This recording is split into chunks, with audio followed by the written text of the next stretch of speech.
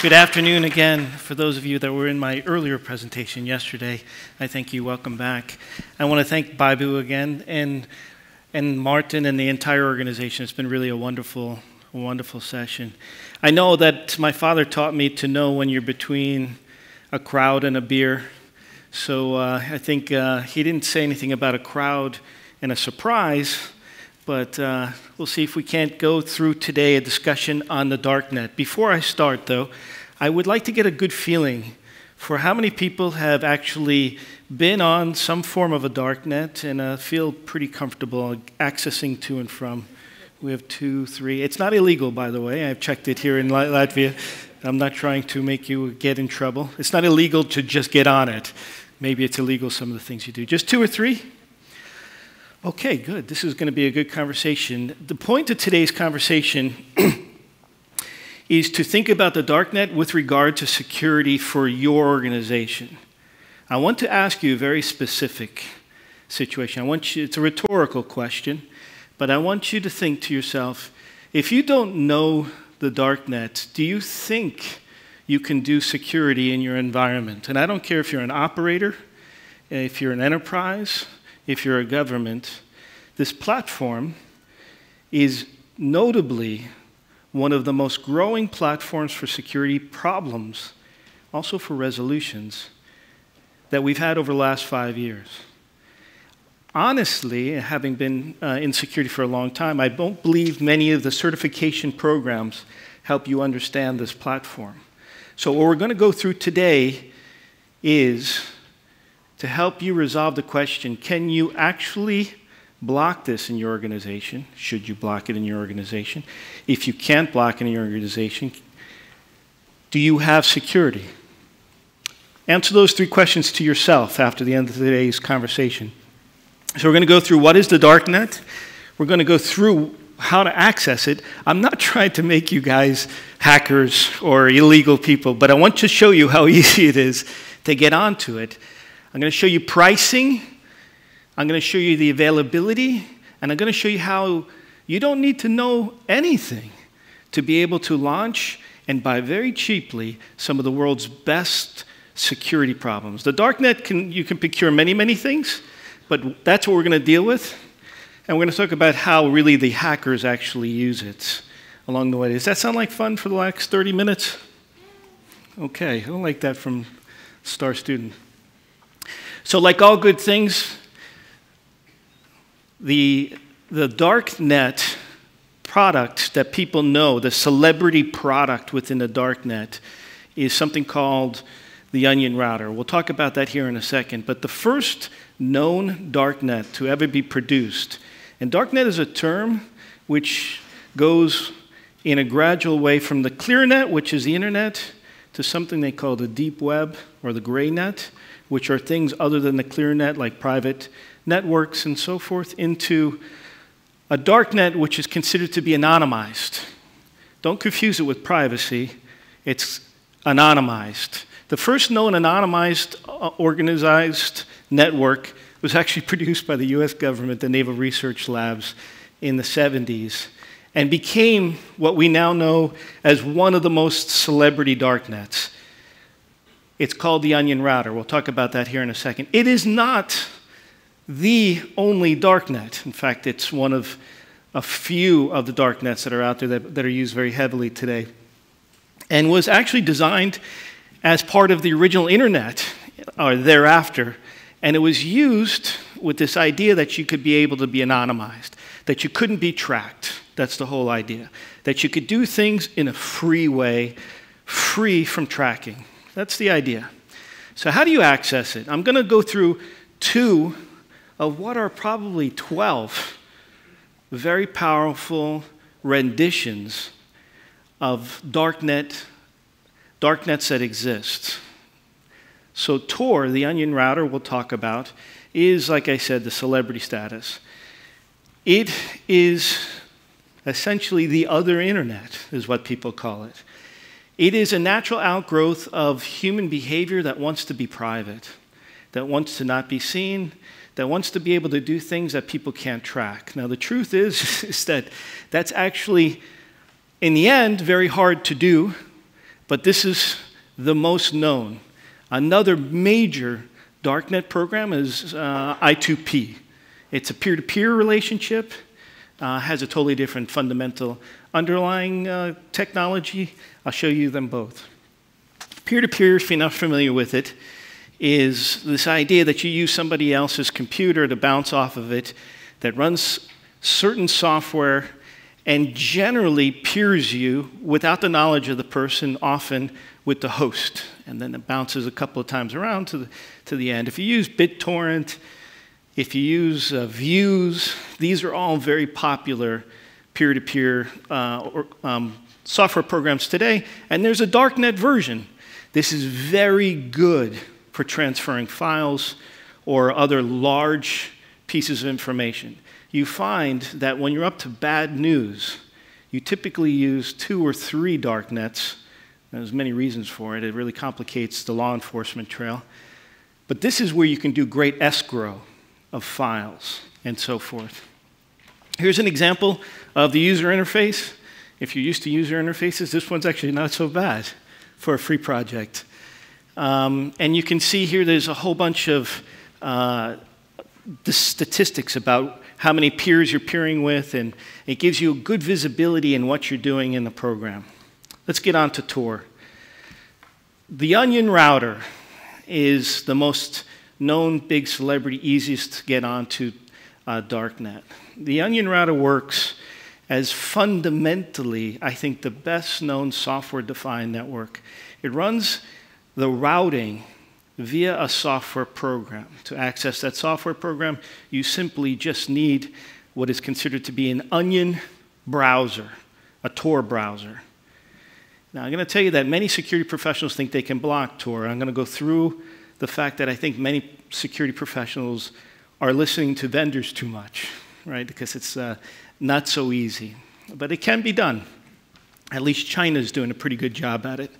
The way the OnionRouter works is basically you start a bridge, which is called a guard node, and that bridge will access an entry node. You need at least 3 bounces, and this is where the encryption gets done to anonymize you, to be able to go to wherever your source is. The source is a non-indexed, non-routable ClearNet source that you're going to be accessing on the Darknet. It's a .onion address. So you need a guard node, a relay node, and an exit node. Obviously, the exit nodes and the guard nodes, if they're IP addressable, can be seen. So the way we can see traffic on the Darknet for Tor is by entry and exits. So we can see people entering sometimes the building. Often we can see exits. Right? That's the way we know traffic patterns. So this is a Tor browser. If you're not familiar with it, it's actually comes standard plug-in on Firefox. So if you use Firefox, you just need to go to the Tor browser, plug in, double-click on it, and you're on the Darknet. It's as simple as that. If you're not on Firefox, it simply go to the torproject.org. You download it. There are mobile versions, both for Android, for Apple. Essentially, there's a version for every operating system, I think, known to God, right, that's out there. You can see here Mozilla actually has it. A very popular search engine on Tor is DuckDuckGo. If you're not familiar with them, they're a ClearNet privacy search engine, and they have a very powerful presence on the Darknet. Okay, so I mentioned that you can feel like you should be able to monitor entrance. And this is where a lot of security people believe that they can control Tor. They control Tor in 2 ways. They control the browser, so they don't allow people to install the browser. It's very difficult on the mobile devices, but anyway, that's one way. The second way they try to control Tor access is through the entry guard node. Right? Or what is also called the bridge. Now here's the problem with that, is that the Tor project knows that many people get blocked that way. So if you can bury your bridge inside of your device that's accessing the Tor, then there's no IP address to the bridge, and you can't be blocked, essentially. That's the way. What about the Tor browser? Well, they've worked around that too. This is called Unix. Unix is an anonymous operating system. It's designed as an operating system to make sure you can never be tracked. The whole point on Unix, and I'm not going to get into Unix into detail because this is about the Darknet, but Unix is about being able to do something on a PC, on a compute platform, and there'd be no trace of you and that compute platform. So IP addresses, MAC addresses, all the things that are normally traceable, Unix doesn't do. So what happens here in Unix is that it does a virtual load of an operating system on a host and starts a gateway that's on your host, nowhere else. And from that gateway, you go to the Tor. You're Torified, essentially. By the way, you're multi-homed in this situation. So you can go to both ClearNet, Deep Web, VPN, and you can be on a Tor network all at the same time. Beautiful, right? It's not so beautiful if you're doing security. This is like the worst nightmare in the world, right? If you're doing security, this means that I can take my files from the network and just send them to somewhere onto the Torified Darknet. Do you understand how if you have access to Tor, you don't have security in your environment, right? You don't have data leakage. You don't have malware control. You don't have DDoS protection. You have, with Tor access, no security, right? So that's the whole point here. All right. Here's just some more pictures to show you basically how easy it is to get onto it. I have here a screenshot which will be available to you as part of the course proceeding about what your IP addresses are. You'll notice internal 10 dot addresses and 255 addresses and so forth. They don't make sense to you if you know how to route. The WAN routing doesn't make sense to you. The internal routing actually doesn't make any sense to you. It's because the way that they actually do the routing is buried into the software-defined network. Software-defined means that any device can be a router, right? You don't need a router, a real physical hardware device. Any device, including your phone, can be a router in the Tor network. Okay, so now that we got that out of the way, what can you find? First, let's talk about how powerful is this Tor Darknet. I don't know, put in your mind right now a number. How many people do you think use the Darknet every single day? That's funny, I said put it in your mind, but I love the fact that it's people, how many? 100,000. Anybody else? A percent, did you say? 6% of the people in the world who use internet. Geez, that's like, I was taught very early not to do public math. All right, so let's take the numbers. Off of Tor, you can get metrics on exit nodes. Off of that, we can make an assumption of approximately who is using it. It's approaching 2.5 million users a day. We can call that unique if you're used to marketing numbers and so forth, right? Because we're not seeing multiple people exiting, right? It doesn't work that way with this. 2.5 million users. Now, I don't know if you're familiar with very popular websites like New York Times or Fox News or BBC. These are staggering numbers of people that use it every single day. Staggering numbers, making it one of the top sites on the internet, quote unquote, right? Now, clearly, it's not just a single destination, it's actually a whole network that's on it. So the Tor network is not legal in every country, right?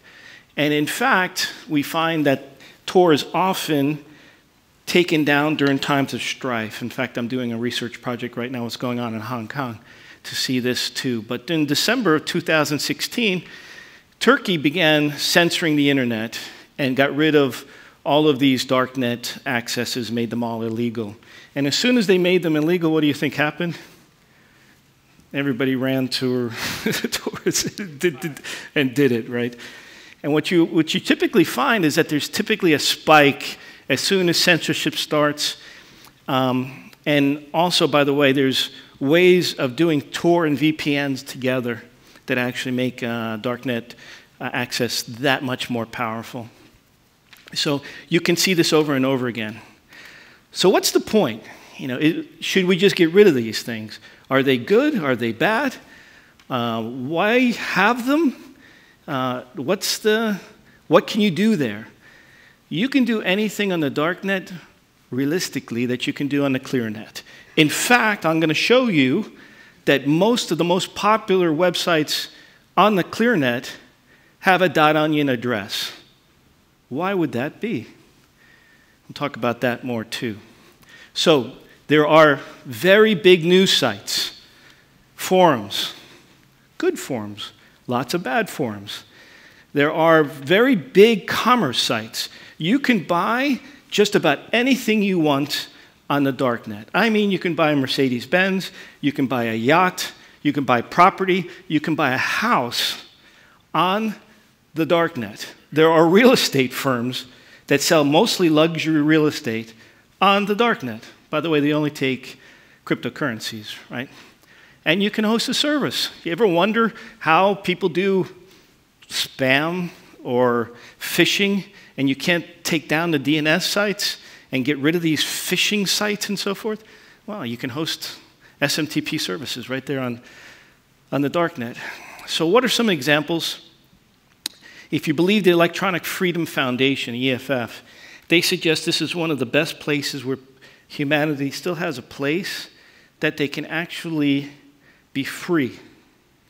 And that the Darknet represents a site to be able to do a lot of actually investigative reporting and publishing and posting. And what you find are sites like the New York Times and many, many, many others that actually have an onion address.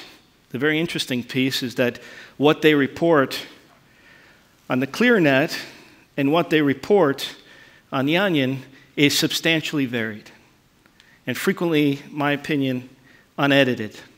So you can see a lot more clear reporting and often unfiltered and often reporting that's not included in the ClearNet. So during times of strife and so forth, it's very interesting to see what some of the reporters are reporting that are posting out on the onion. So another great example would be escrow. You have files, you have something that you just don't want or you don't trust or you don't like to be able to send over the ClearNet. There are very big escrow or secure drop services that are on the Darknet. There are a million forums. If you want to know how to do something typically bad, you can find it here, right? If you want to know how to make a bomb, if you want to know how to design malware, if you want to know so forth, you can see here ecstasy pills. You can buy whatever you would like. And you can also find out where to buy things. A lot of commerce sites. Now, commerce is done differently on the Darknet. On Tor, typically, unlike in the ClearNet, you are assigned some sort of trustworthy level. If you're new to it, you typically are untrustworthy. They also call it bona fides. Also, the sites themselves will actually have some sort of idea of bona fides, like how long have they been around, and how often do they transact, and how often is it actually trustworthy transactions. Almost all the transactions are in cryptocurrency. Many will take credit cards, but as soon as you use them, they'll be stolen, right? Because you're the idiot that used a credit card on the Darknet. And that's really what they think. You can see here, they have what kind of cryptocurrencies are they taking. They pretty much take them all. And you can see the kinds of categories that you can search on. Drugs, what have you, you can do and buy whatever you would like. So here's some more examples of things that you can turn into hackers. You see here's a welcome guest hacker, and you can browse fraud, drugs and chemicals, guides, and you can buy pretty much what you like. I didn't want to show you the prices of necessarily everything, but I wanted to give you a good flavor for the things that you see out here. You can get things like counterfeit dollars or money, digital goods and so forth, bank drops.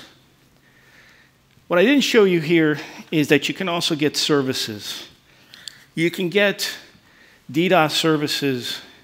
You can get, and I didn't want to show you this because I don't want to give you the site, and you can hackers for hire. There's actually a very strong hacker for hire community out there. There are many people who are in the IT community that actually sell their services on the Darknet for changing school grades, going after ex-wives, or something like this, right? So you can buy all these services just right there. I wanted to show you some other things that you can do. So I don't know if you're familiar with Proton Mail. It's right here in Europe. It's out of Switzerland. I know the fellow very nicely that runs the business. It's a very secure email services company. They run a .onion address. So you can actually do your email if you wanted to on the Darknet. You could run all your communication, email communication on the Darknet. Why? Because a lot of people are afraid that who's reading emails and so forth and so on. And that's what this is about. You want to host services? You can do this too. You want high privacy hosting with anonymous IP addresses? They can actually give you specific exit nodes or places that would make it easier for you to have high performing services. And you see this here with Impreza. And you can see basically pricing. One virtual server here in Iceland for $35. Again, it's going to be transacted in a Bitcoin. So this is an interesting piece. Most people view Facebook as an organization that you are the product, right? And I don't mean just your data, your pictures, your friends. I mean when, where, how often. You are the product. That's Facebook, right? You are the product. So why would Facebook have an anonymous address, a .onion address? It's very curious. It turns out that a lot of bad guys use Facebook on the internet, on the Darknet, to be able to do meetups and communication and post results and so forth. So what I'm trying to show you is that this is so mainstream, so common, so understandable, that you had the biggest boys and the biggest companies that host out in this environment. So how do you do it? How do you get to sites? The sites are largely not indexed, so they can't be crawled. They can't be revealed easily. So there's no Google on the Darknet. There are Google-like services. One of them is called Candle. It's a little play on it. First of all, it has to be, 5 letters? And you have to change the color. But it's meant to bring light into darkness, right? And this is how you can actually first, most people when they first get to the Darknet, they get up either on Candle or another one called Torch, or a few others, and they start doing their candles or torch searches and so forth for whatever they want to use and how to go about it. And you can see here's an example of how much money you can pay for credit cards that have been stolen or cloned and so forth. All right. So I think you have a good, strong now feeling of how the Darknet works. And I think I helped give you an understanding of how to access it. Another area of access, which I would actually encourage you to go check out, because I think it's such a powerful way to enter the Tor environment, and it's such a hard way to secure against, is a project called Tails, T-A-I-L-S. Anybody use Tails? Anybody? We have 4 or 5 Tails people. This has probably become the more common, secure way to get onto Tor. It's typically a USB or believe it or not, they still make bootable CDs. I don't even know if you can get a CD drive any longer to boot you up. And you can have it live in any virtual memory. But Tails is just stick it into a USB drive and actually does most of what Unix does, but without you having to do anything except stick the USB into a device. By the way, you can stick that USB into anywhere in the network. You can stick it into your printer on your print server and still be able to do the same thing. The cool thing about Tails is as soon as you pull it out, your session is gone and there's no record that it ever happened, ever. So that's Tails. Why did I suggest this? Because I think it's the best way for you to not get yourself into a law enforcement region. The Tor is probably the most trolled by law enforcement darknet that there is out there. And anybody that's on Tor probably is going to be looked at. Most versions of Tor 2 today that are running Tails or Unix, and this is just a little technical note, is going to look on the wire like an HTTPS outbound session, not for the ones that are using bridges outside of their devices. But if the bridge is inside of the device, it just looks simply to any network as an HTTP outbound session. Unless you're inspecting your sessions outbound, you're not going to see the Tor connection. All right, so why do they use the darknet? Obviously, there's privacy, but don't confuse privacy with anonymity. There's been many, many takedowns, law enforcement takedowns of people on the Tor environment. Most bad guys today don't view Tor as a real credible darknet for them. That's the truth. I'm going to tell you that the only places that are considered still credible on the darknet is there are a few sites that in order for you to join those sites, you need to have been a known felon first. A felon, in other words, you've been convicted of a crime that you've been sentenced to jail for over a year in prison, and that's normally a matter of public record. And you have to be vouched by somebody on that site, and to complete the task, they're going to give you another crime to commit. Typically, it's a hack. And that's how you gain access to those sites. So the reason why Tor is still valuable to the bad guys are a few of these really powerful sites that really keep most of the trolls off of them, right? That's how it normally works. So privacy, obfuscation, and opportunity are the main reasons why people use the darknet. And it looks like I got a good 10 minutes to actually take conversations from anybody that wants to take conversations. I will tell you, lastly, I'll round this up. I told you that I believe that unless you're controlling Tor or understanding Tor specifically and understand darknets and really become educated in this space if you're not already, that you're going to have a very, very difficult time intellectually saying you have security. I think also reality-wise. In addition, it's hard. It's not simple. Anybody that tells you that controlling this environment is easy is lying to you or doesn't really understand the environment that well. And it only gets harder with complexity. So in orders of magnitude, the more people you have, the more complex environment that you have, the more problem you have. And the service providers like LMT and these kinds of folks are not out of the world on this either. Why? Because actually law enforcement typically is trying to ask the service providers to identify Tor users so they can understand who they need to look at, who are high-risk people, and so forth, right? Okay, so I'll open it up to questions. Hopefully this was a good use of 30 minutes. I really appreciate the time. Questions? Thank you. Let's give an applause to the speaker.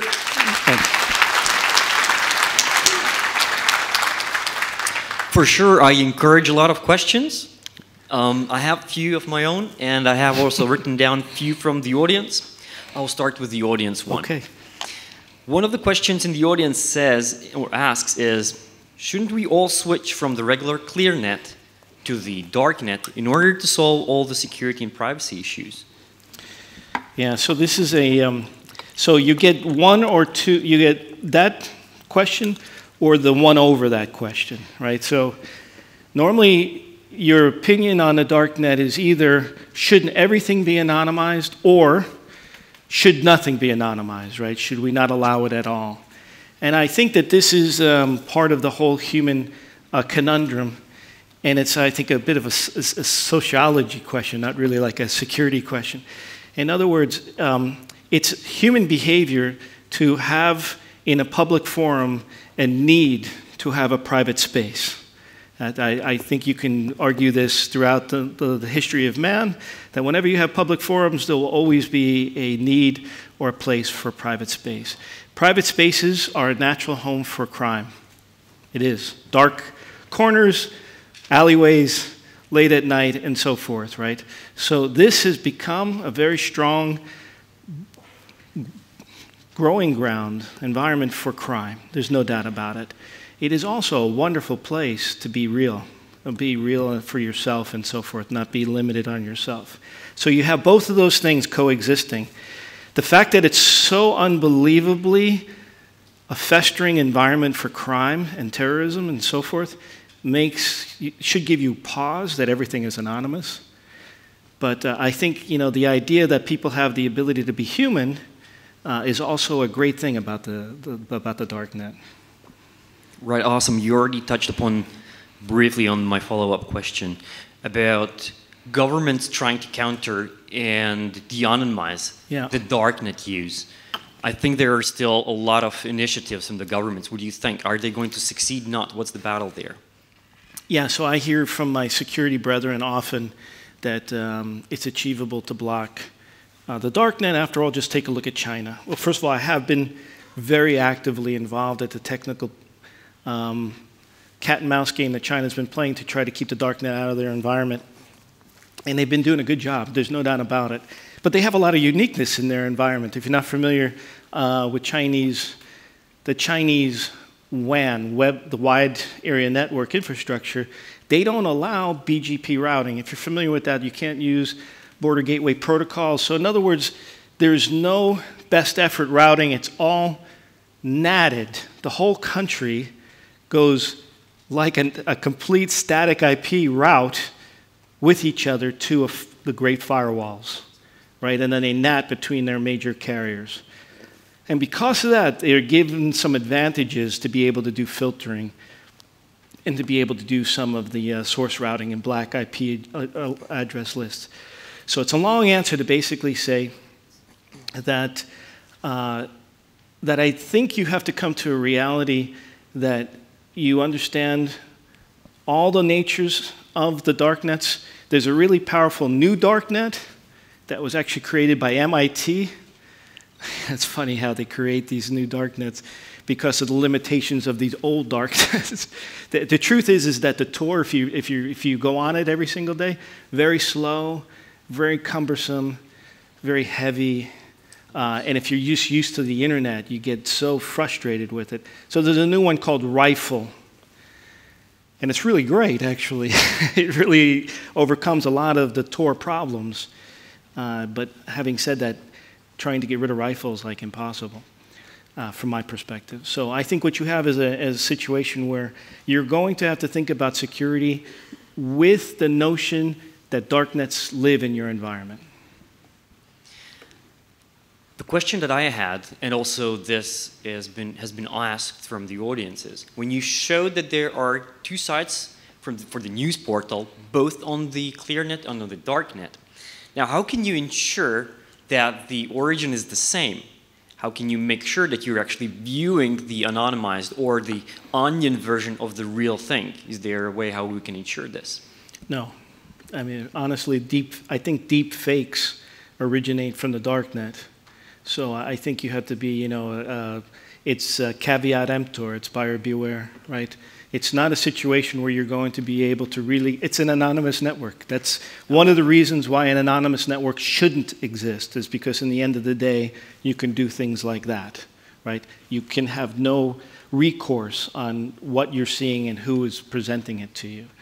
There's some very good reasons that people have proposed that there should be limitations on the Darknet. I can tell you that if you are a fan of the EFF, I am myself, they have very good reasons why Darknets need to exist. So the debate rages. Right. I mean, if the darknet is fully anonymous and I purchase something on the darknet, how can they deliver it to my physical address? Yeah, so it's a very great question. And the way that they solve this problem is escrow. And you can get anything, anything on a darknet via escrow services. There's a very elaborate middleman system in the darknet that deals with escrow. So you will never know who you bought your good from, and they will never know who actually bought their good. And this includes physical escrow.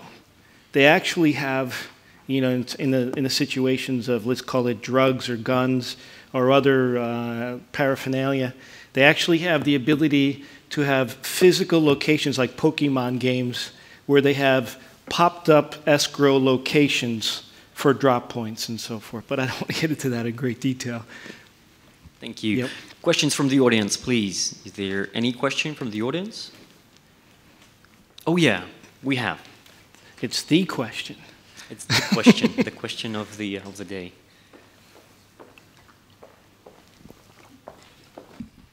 Karl, thanks. Was very interesting. Thank you. Bye. In our CERT everyday work, we usually think more not on how to prevent users from using Tor from inside, but more how to safeguard our infrastructures from somebody from Tor accessing them, because unfortunately that's what we usually see, that bad guys use Tor and come to our resources. Yeah. And for that, somehow we think that exit nodes are still feasible to gather. And what can you say about that? Yeah, so I would say you're right. I think in the world of security, the way most security companies are thinking about the darknet is as a CTI element, a cyber threat intelligence gathering apparatus that you can actually quickly tell that you as a company have a problem because your data is somewhere on the darknet for sale. And that because your data is on for sale, therefore you must have had a breach because there's no way your data could be on the darknet without you having a breach. And there are lots of services. Honestly, at Radware, we do something similar like this, to be honest with you. Most vendors have some form of cyber threat intelligence function that trolls the darknet on behalf of either their clients or a service, right? And I think that's the way a lot of security professionals are doing. I think that most big companies, you know, like I know in the US, in the financial services sector, the top 20 banks, I believe it is, they are required now to have a cyber threat intelligence function inside of their environment. And what most of these people do, which is a really crazy thing, 20 years ago, the idea that you had an intelligence function in cybersecurity was bizarre. But what they typically do today is really are on top of identifying emerging threats or the fact whether or not they currently have been exploited via the selling of the darknet. So let me give you some more examples. A very popular attack vector today is ATO, account takeovers, or credential stuffing. Where do you get the credentials? You get them on the darknet. Where do the credentials come from? You had a LinkedIn breach of a bazillion names, usernames, and passwords. It gets sold on the darknet for hardly anything. Now I have a bazillion user IDs and passwords, and what are the odds that you've reused that user ID and password somewhere along the way? I just need to botify the trial on that, and that's what we call account takeover. As soon as I get a user ID and password on your e-commerce site, on your financial site that works, very difficult for you as a security person to view an authentic transaction of an IAM account as illegitimate because they're using an authentic username and password that they acquired through a credential database. So the way that you should think about this, and I agree with you, is that if you're not already sensing the presence of problems for your organization on the darknet, you're behind the power curve. There's no doubt about that. There's ways to expedite this. There are services that are very good that can help you see that. You don't need to necessarily do it yourself. And I do think the cyber threat intelligence aspect of the darknet is really, really powerful. Moreover, you get to see how you don't need to know a lot of information. I mean, today I hear people still say, you know, but who can actually know? Who will actually do this? People are just spending bitcoins and pressing buttons. By the way, why are there so many e-commerce sites out there? Anybody want to guess? The bad guys make a lot of money. The money's in cryptocurrency. How do they spend it? How do they launder it? They buy real estate and yachts, and they buy Mercedes-Benz, and they buy gold, and they buy so forth on the internet.